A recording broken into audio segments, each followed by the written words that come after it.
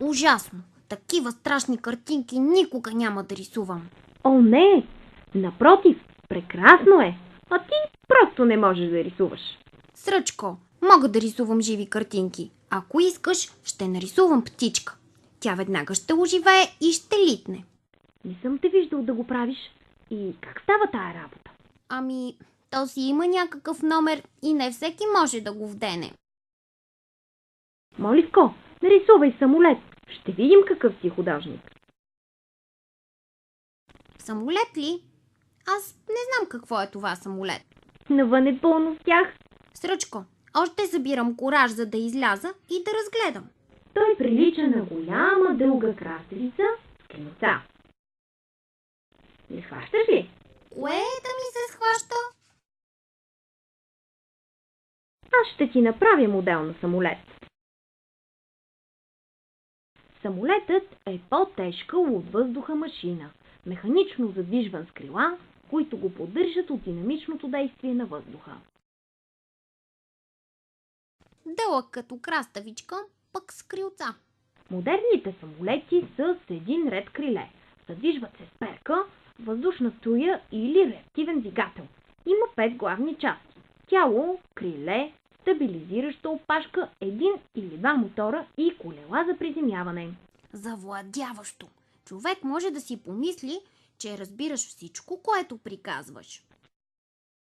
Самолетът се издига високо в небето, движи се страшно бързо. Може да лети на много дълги разстояния по целия свят. Чувал съм, че светът, дето е навън, е страшно интересен. Ей, Сръчко, я ела да видиш. Нарисувах самолет. Само да прикача колесника. Ех, колко хубаво си го нарисувал. Ах,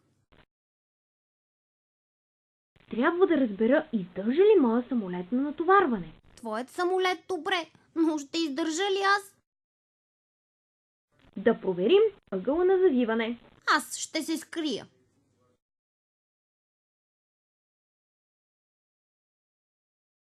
Ай, А сега да преминем към сериозно изпитание.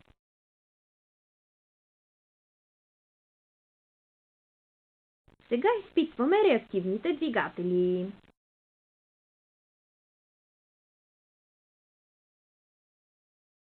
И накрая проверяваме заден ход. заден ход. О! Моливко, отде взе тая краставичка? Ами, това е моят самолет. Ох, не мога повече. Ох, не ме разсмивай. Ще се разглобя. Ама че самолет. Нали сам ми каза за краставичката? Защо си запучил тия кокоши перца? Крилата ще полетят и самолетът ще полети. Че къде му е моторът? Къде му е кормилото? Без кормило и без мотор самолетите не могат да летят. Сръчко, седни, ще ти покажа летят ли или не летят.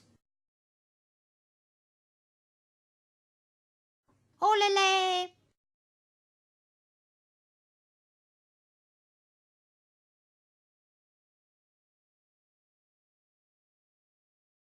Яху!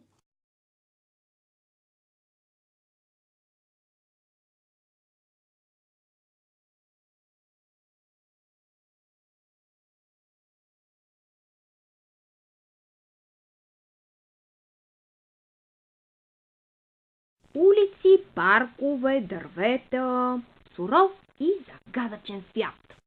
Сръчко, и това ли е всичко? Светът е пълен с какви ли не неща. Не както си го представях. Колко много вода! Гледай, как ми се иска да я видя отблизо. Доколкото знам, това е река, Моливко. Голяма лента от вода, спускаща се по най-късия път надолу. Къде е надолу? Че тя нали си е там? Моливко, надясно, надясно! Не управлявам аз. Олеле!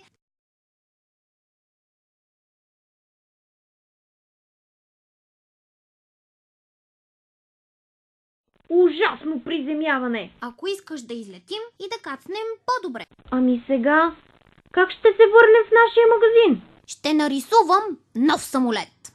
Или я по-добре да нарисувам автомобил. Да не мислиш, че лесно се рисува автомобил. Нищо няма да излезе. Защо пък да не излезе? Аз съм виждал автомобил. Добре тогава. Само да не забравиш да нарисуваш на колелата гуми. Те са като възглавници и возят меко.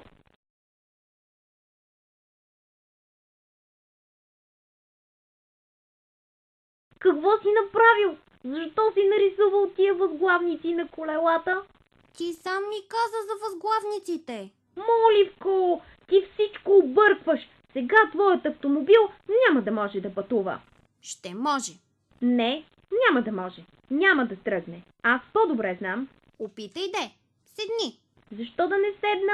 Все едно няма да тръгне. Тръгна, тръгна. Еха! Дай газ! Пробвайте нам, черче по-бързо. Уха! Всичко това, дето е навънка, как му се викаше? Природа?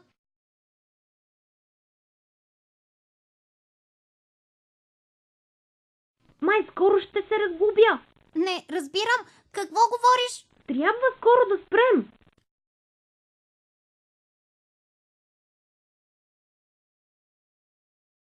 Олеле!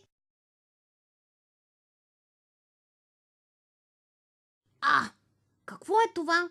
Сигурно има пожар. Прилича на противопожарна система. Бррр! Ще ръждясам. Трябва ни подслон.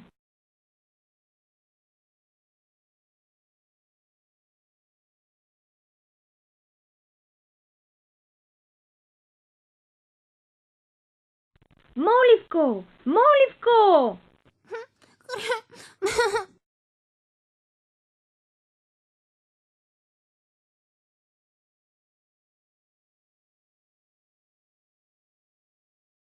От нашия магазин светът изглеждаше толкова прост, а сега изведнъж се напълни с майващо интересни неща, дето цял живот не би ти стигнал да ги разгледаш. Като дърветата, например, или небето. Искам да кажа, че преди да излезем навънка, аз просто си чувърках разни нещица и наистина нищичко не знаех за света. Моливко, та ти си замръзнал! Вир вода си! Трябва да се изсушиш! 2 и 2 равно на 7. 3 и 3 прави 5.